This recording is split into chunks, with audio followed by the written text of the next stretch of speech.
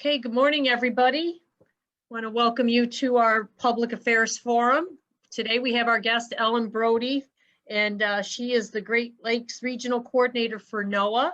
And her and Pam and Bill are going to give us kind of some information on the proposed National Marine Sanctuary for Lake Ontario. So once Ellen gets, if you could please mute, and then at the end, program's going to be about 30 minutes long. If you have questions, Ellen will take them at that point. So I'm going to turn it over to you, Ellen. Welcome, and thank you for doing this today. Well, thank you, Amy, and thanks for those of you who are on the line. I really appreciate the opportunity to present at the Public Affairs Forum. My name is Ellen Brody. I'm actually based in Ann Arbor, Michigan. When I go to an office, I'm at the Great Lakes Environmental Research Lab. And I work in the sanctuary program, but my geography is the Great Lakes. So I'm working with an amazing team of people in NOAA on this proposed designation. So let me turn it over to Pam first and then Bill to introduce themselves. Hello, everybody. My name is Pam Orlando, and I work with the Office of National Marine Sanctuaries. I've been in the sanctuary program for over 22 years. It's hard to believe. And my office is located in Silver Spring, Maryland, but I am teleworking from Lewis, Delaware. And I am the Sanctuary Advisory Council Coordinator for the proposed Lake Ontario National Marine Sanctuary. Bill? You are on mute, Bill.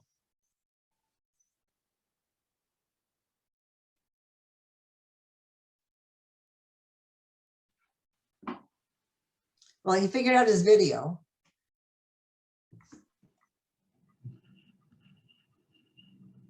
Does that work? Yes. Can you hear me now? Yes, we can. Okay.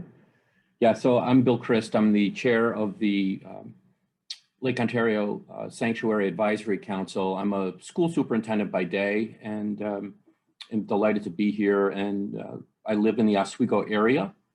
And so Cayuga County is a very near and dear part of my territory as well. So it's great to be here. Thank you. Thanks, Pam and Bill. So what we'd like to do today is give you a sense of what national marine sanctuaries are and sort of what they aren't. To talk about the proposal in Eastern Lake Ontario and the St. Lawrence River, talk about our local partnerships, and talk about the advisory council. And I hope at the end that you're at least somewhat inspired by this opportunity that the Lake Ontario communities have to be in what I think is a pretty exclusive group of marine protected areas. So first question is, what is a national marine sanctuary? And I took this language from our strategic plan because I think it is very telling. And the first sentence is, we protect amazing places, and we absolutely do. My next slide is a map, and I'll kind of talk about these places, but every place in its own way is just incredible. And we look at each one of these places as unique because every place is different. So what we do in these places is we approach this for in a comprehensive planning and management perspective. In doing this, we protect resources, but we also encourage and promote use of these areas. So some people, when they hear the term sanctuary, it leads them to believe that uses in this area are off limits, such as fishing, recreational boating, but we want people to understand that we want recreation to occur, so some of these uses. So I'm just going to dispel of this, like what sanctuaries don't do. And, you know, we don't restrict uses in our sanctuaries. So this is a system, you know, when you compare it to the national park system, you know, it's a pretty small number of units. But we are a lot like national parks, except we are only underwater. This, you know, when you look at the iconic nature of many of these areas, Olympic Coast, Florida Keys, Monterey Bay. You know, it really is just an amazing collection of protected areas in which we, you know, protect resource, but also interpret to the public what's there. In the Great Lakes, you'll see one dot and two yellow boxes. The Thunder Bay National Marine Sanctuary in Lake Huron is currently the only designated sanctuary in our system, but we are working on two others. One we're very close to finishing up in Wisconsin, Lake Michigan, and then of course you see the Lake Ontario designation. As I mentioned, every sanctuary is different because every place is different. And we approach how we manage these places in a different framework. You know, for example, the Humpback Whale Sanctuary, that is designated to protect humpback whales. We don't have whales in the Great Lakes. So we have a different approach to how we manage these areas. I mean, across the system, we have 14 designated sanctuaries and covers about 600,000 square miles of water. So what do? We have basically four mandates. The first one is resource protection. For the case of, you know, for the case of Thunder Bay and Marine Sanctuary, and for the case of what would be for the Lake Ontario Sanctuary, is protecting maritime heritage resources for shipwrecks. As I mentioned, the humpback whale, we protect humpback whales. Could be coral reefs, could be kelp bed forests. So whatever the resource is, that's one of our primary missions. Education and outreach, I think, is probably one of the most inspiring things that we do. You know, in part because we understand that not everyone can directly experience, can't reach the water or go diving. So we need to tell people about, you know, these resources, have them experience in some way what we are, you know, what's in these national marine sanctuaries. Research and monitoring is critical in understanding what it is that is in sanctuaries. And when we do the research and monitoring, it feeds into every part of our program. For, you know, when we're doing research, we're collecting images, we're collecting video that we use for our public outreach. And then community engagement is such a key part of what we do. And we'll come back to that when we talk about the advisory councils, but we don't do our job very well unless we're engaging the communities. And the communities vary. I mean, we have some sanctuaries that are well offshore, so there's not a very tight connection with the local community, but in some way we're always working with our local, state, and regional partners. So I just wanted to give you a sense of, you know, of what sanctuaries are and, you know, what it means to become part of the system. We have part of our website that's called Earth is Blue, where we do videos and have photos. So I just took a couple images that, you know, to take you on a very short tour of the sanctuary, starting in the far Pacific and West Coast. We could get some very colorful critters, which we don't have that same color in the Great Lakes. Coastline, you know, people enjoying the natural beauty of the coast. And then just my last one is the maritime heritage resources, which is a increasingly important part of our program. The monitor Civil War ironclad shipwreck on the left, and a very shallow shipwreck in Thunder Bay in Lake Huron on the right. So let's turn our attention to Lake Ontario and how did this get started?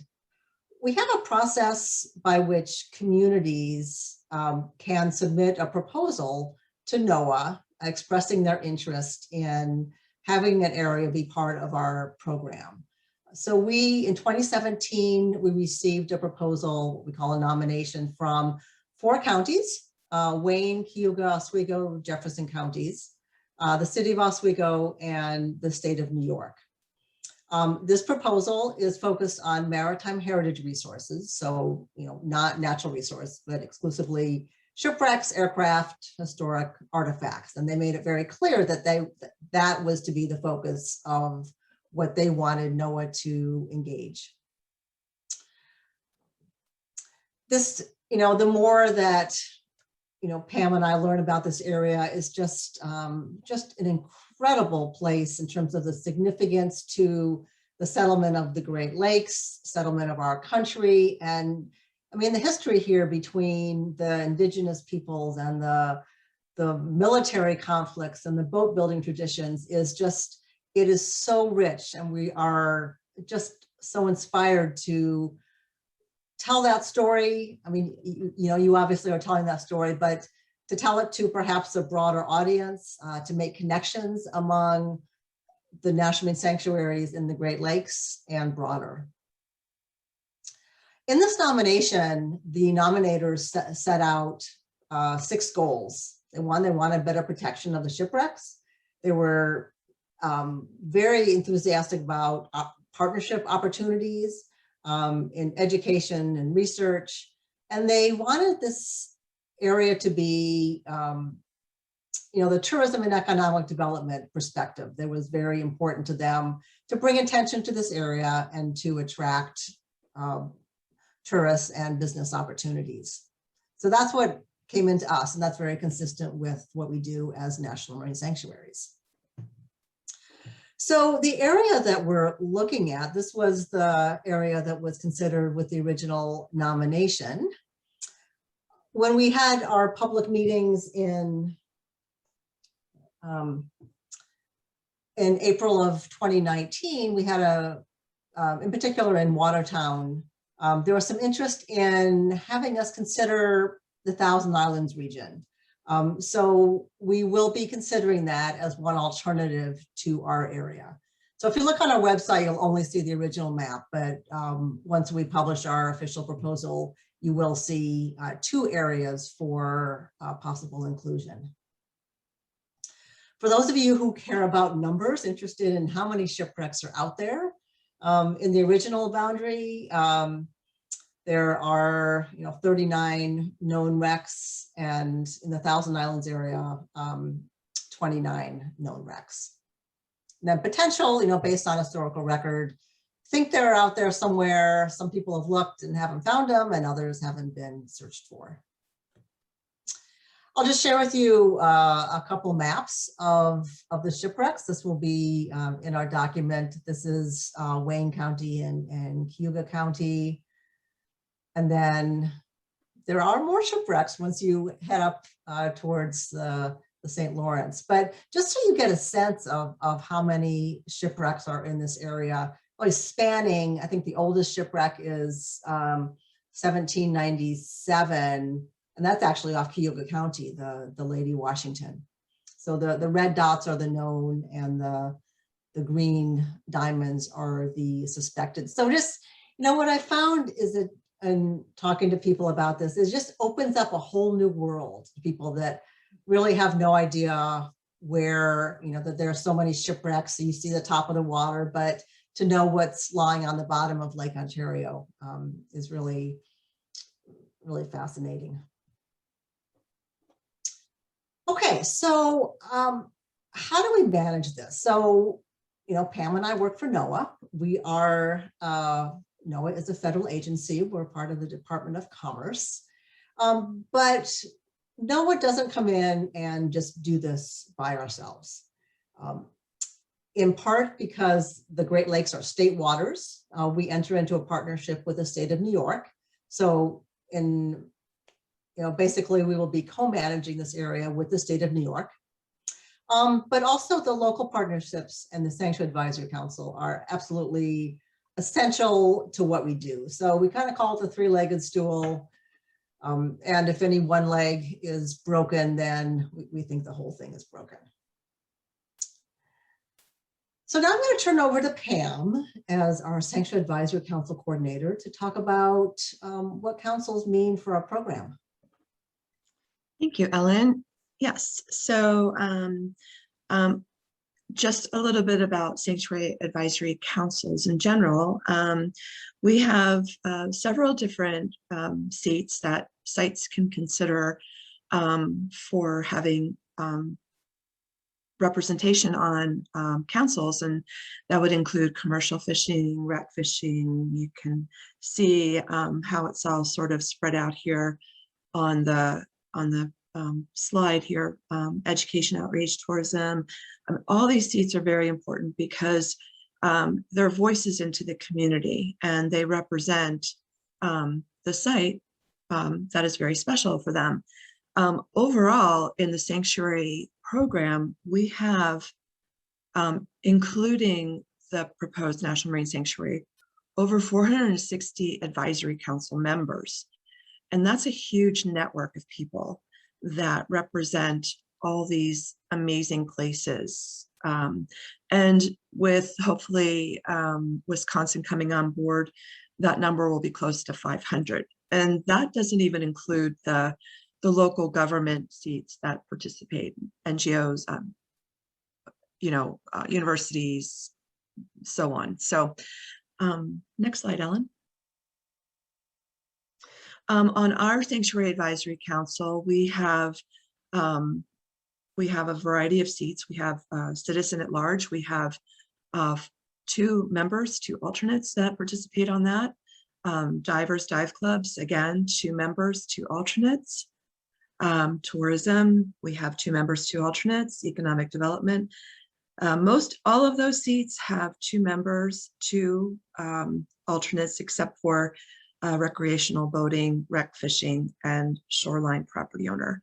Of note is that we have 2 advisory council members that do represent Cayuga, and Rob Humphrey, who's a professor at Cayuga Community College, and Susan Gately, who represents maritime history and interpretation.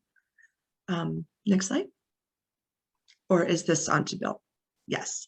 So with that, I'm going to turn it over to Bill Crist, who is our Sanctuary Advisory Council Chairman. And Bill?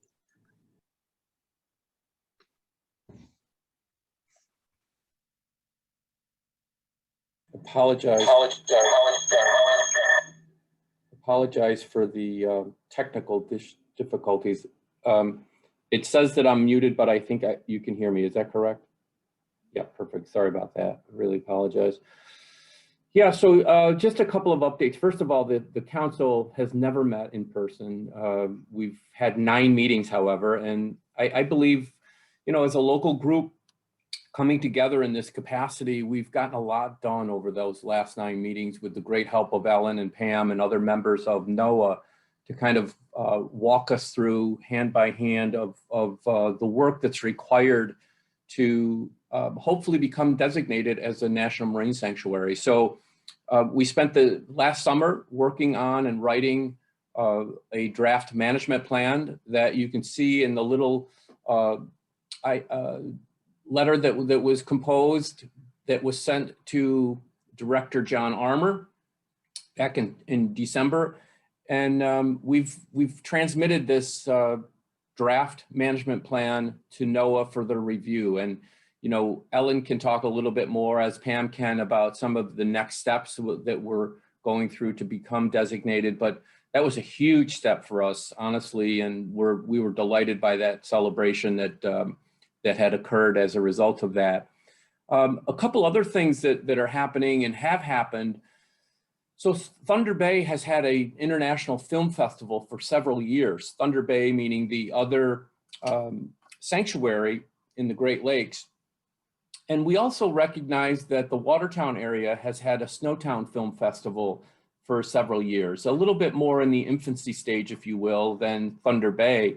But a unique piece happened this winter, in the fact that we partnered with Thunder Bay and the Snowtown Film Festival, and with a theme that the movies created and displayed would have some reference to water, to the Great Lakes, to shipwrecks. And it really came off as an amazing discovery, if you will, of some of the other great parts of the Eastern Great Lakes, Eastern Lake Ontario area, and the partnership with Thunder Bay. So more to come on that. We hope that that can kind of be the beginning of a great relationship with our Lake Ontario Sanctuary and Thunder Bay. You know, the other piece that we've happened along is a lot of these opportunities. This meeting, for instance, is part of, you know, some of these partnership opportunities that we hope to forge with local government, with interests in respective communities and bringing that forward.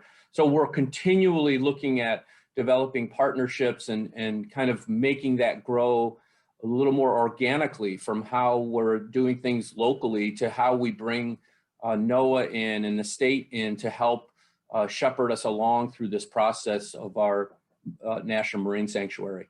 And then again, just with what we're talking about today and meeting with, you know, that you find folks from Cayuga County, it's really such a big region as we kind of unpack what this is going to look like in the greater sense. You know, I work in the Syracuse area, and there's already a buzz about what's happening with this National Marine Sanctuary concept up on Lake Ontario. And, you know, as we continue to build this out, the folks up in Jefferson County and the folks in Oswego County and Wayne County are all really full of enthusiasm. And I would invite all of you to participate in one of our meetings. There's an opportunity for the public to weigh in, and you can actually be part of the meeting and watch and listen along as we have presentations. We've had really some great presentations in the last several meetings to talk about economic development and tourism, education, and certainly the dive community is a very interested partner in what we're doing as well. So, you know, we're happy with the accomplishments to date. Again, we hope to meet sometime soon in person and be able to conduct our business in person, but we're making it do. So thank you. I'm going to turn it back to Ellen, I think.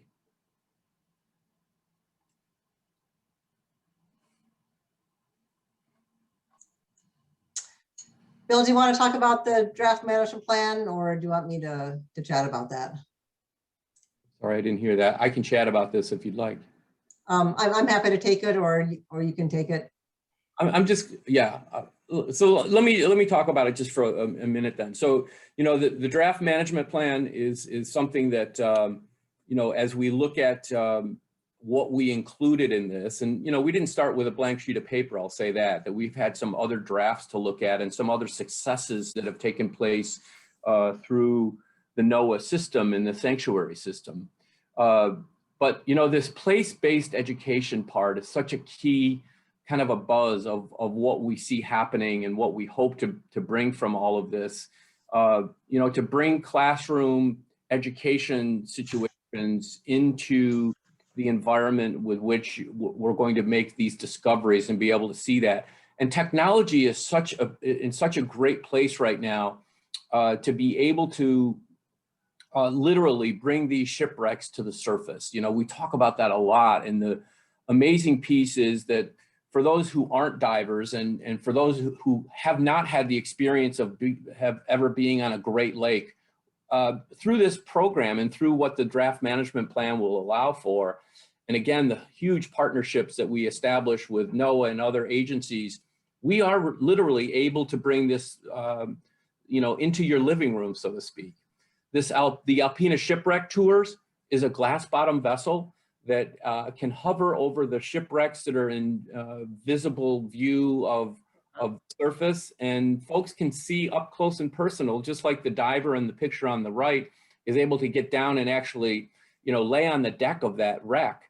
The folks on this small vessel are able to see, again, up close and personal, some of the great things that are happening.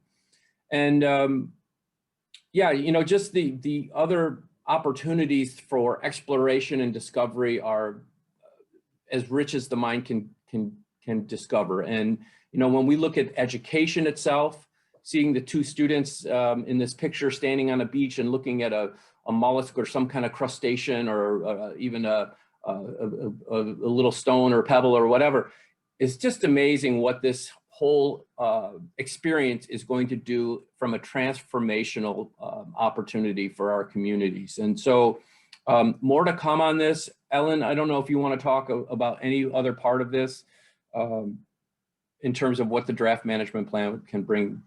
No, I think we could have given you, 15 slides of the objectives and goals, but in this slide, we wanted to give you a sense of what was encompassed in this and the things that really resonated with us. So that's what this slide is. I think that's enough, but it is a document that guides what we do. So, okay, so how do we get there? Well, let's see, you started in 2017 with a nomination. We kicked it off in 2019 with our intent to designate, and we had public meetings. This isn't the easiest thing to read, which you don't really have to, but the first box here was the process we had in 2019.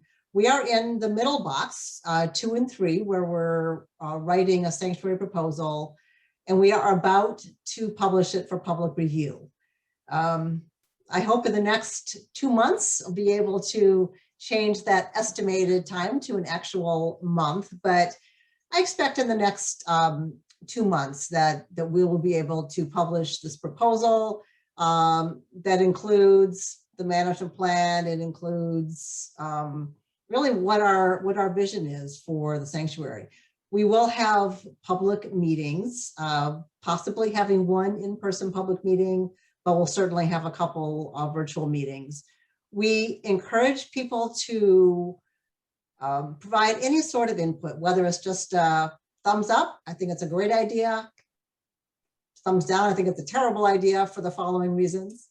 But it really does help us shape our final proposal, which comes on the last box there, where we publish a final set of documents. And we're, the earliest that would happen would be about 1.5 years from now in fall of 2022. We're hoping for 2022 because it's the 50th anniversary of the National Marine Sanctuary System. We just think that would be a nice date to get this designation. So I just wanted to reflect in looking at Alpena, Michigan and the Thunder Bay Sanctuary. I worked on that designation in the late 1990s. And just what it's mean to that community. We designated this in October of 2000. In December of 2000, the paper mill that had been in business for 100 years closed down. It was really a community that was hurting. It was just, the industrial aspect of their community was really not something that was sustainable. So this helped, and I think it's really fair to say that the sanctuary designation helped transform this community. It's not a promise that it would transform another community, but it did really help in Alpena. And so first thing, national recognition, statewide, regional, national, international recognition and an attraction as a destination. I mean, that's quite clear. When you look at that map, as people want to visit national parks, they want to visit national marine sanctuaries. So having Lake Ontario, communities on that map is pretty meaningful.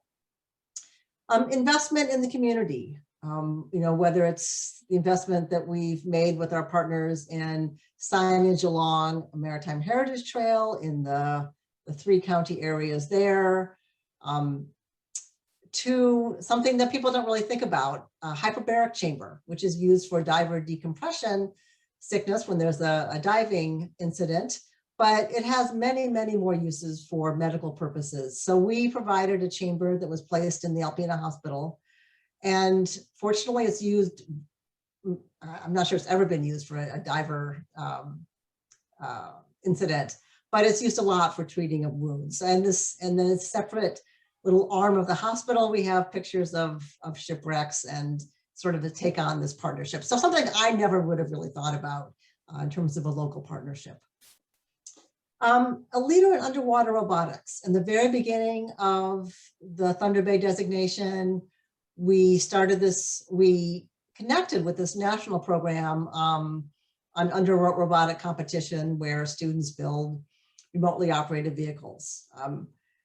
It's to the point where really most students in Alpena, Michigan think that that's something that they should know how to do by the time that they get into high school.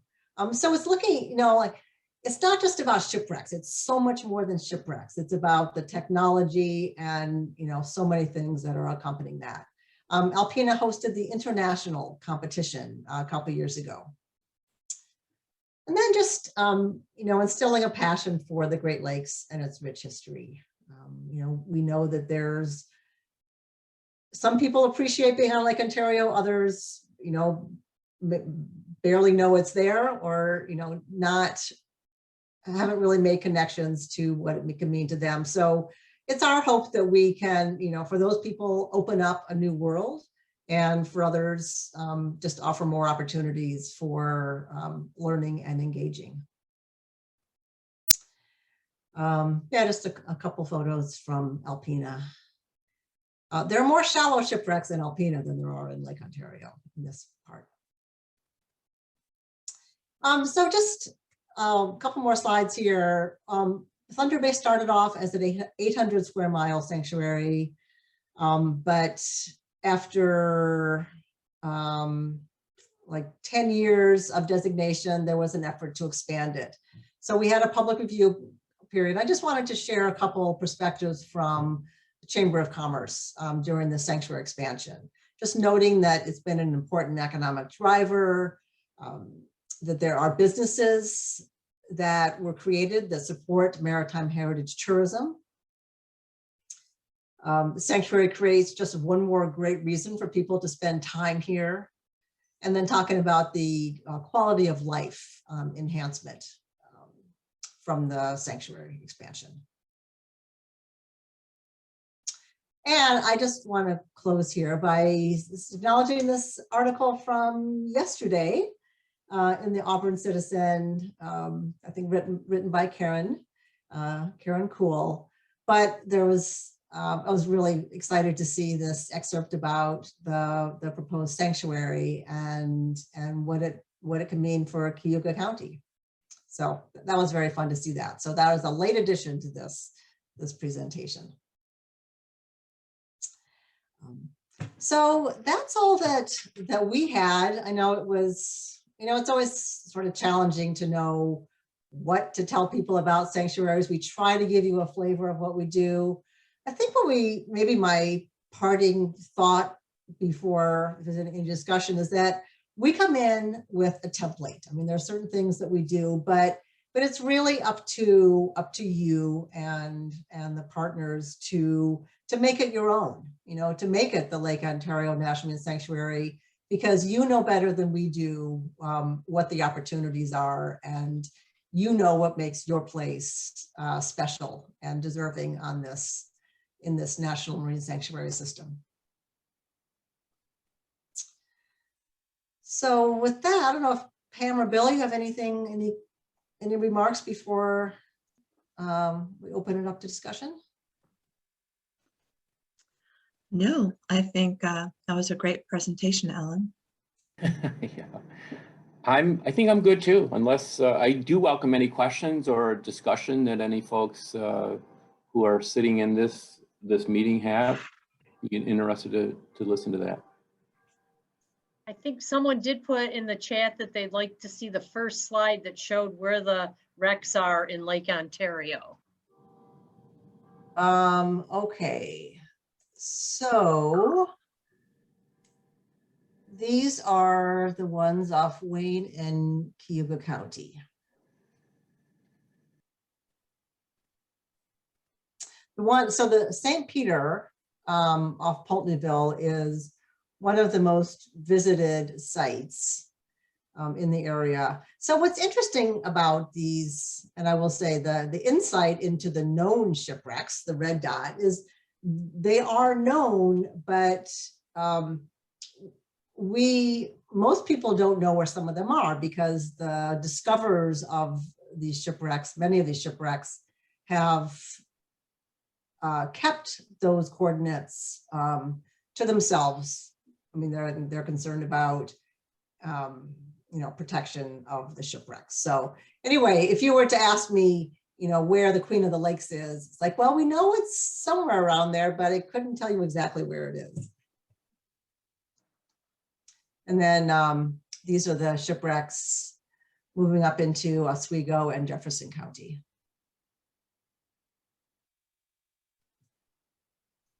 Anybody else have any questions for Ellen, Bill, or Pam?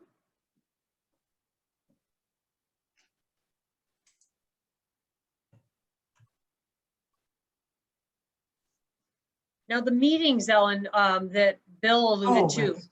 if you want to give me the schedule of those, I can, we can put those out there if that's how you want to work it. Yeah, so our next meeting is Thursday, June 10th at 6 p.m. We will get you the link. I don't think it's up on our, is that up on our website yet, Pam? It is up on the website. Okay, so yeah, sanctuaries.noaa.gov/Lake Ontario. But we'll get that to Amy. And yes, we encourage people to join, find out what's going on. We don't have dates for future meetings. We're sort of trying to, be opportunistic in the best time given where we are in the process. Right, yeah, well, if you give me that information, we'll make sure that we push it out the June 10th meeting so that if people are interested in going on, that they have that information. Okay. Anybody else have any questions? Actually, Amy, I will ask a quick question if you don't mind. Okay, sure. Ellen, you mentioned the Thousand Islands and the extra shipwrecks on there. Is that part of the Lake Ontario Sanctuary that's being currently? Okay, yeah, I did not explain that very well. So we, in our proposal, will have two alternatives for boundaries. So one alternative is the original nominated area, so the Eastern Lake Ontario up to Cape Vincent. And then the other alternative is Eastern Lake Ontario plus the Thousand Islands. So we just want to hear from people if they have a preference for if we should include the St. Lawrence. We really, often we put forth a preferred alternative. We don't have a preferred alternative. They are very different areas. We recognize that, obviously between the river and the lake, but also, the uses. So it's not an obvious one to me. But does that make sense that we're giving two options for people to comment on? Yeah, that does make sense. Definitely. Thanks. Anybody else have any questions? Guys, thank you so much for the update. And I know we'll be hearing from you again because this is exciting stuff. Yes, we'll definitely, yeah, hopefully in, 6 to 8 weeks, you'll be hearing that we're actually published this, that it becomes a little more, one step closer to designation. So really appreciate everyone who logged on and look forward to hearing more from you. All right, well, thank you guys so much. And we'll get that information out on the June 10th meeting if people are interested. All right, thanks. All right, Amy. all right, guys. Thank care. you. Thank you. Thanks, Ellen. Thank you.